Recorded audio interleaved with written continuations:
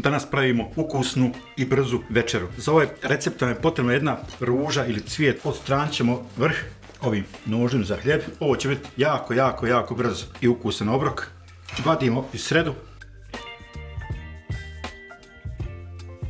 Sada, pošto smo dobili ovu neku podlogu za ove naše brze zalogaje, malo ćemo stisnuti dole.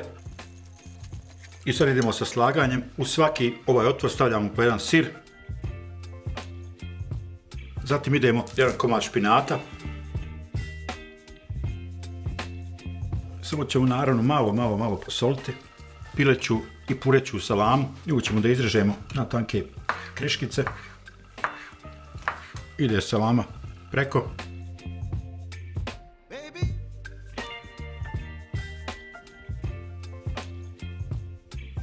To ću staviti sve na jedan ples za picu i na svaki ovaj zalog ide po jedno jaje. Malo ćemo posoliti ova žumanca i odozgo još samo malo edamira da upotpuni sliku. Idemo na pečenje.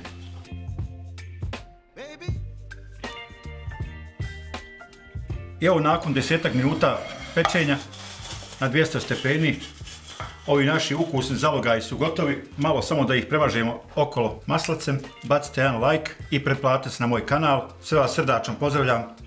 Do narednog videa. Prijatno i uživajte.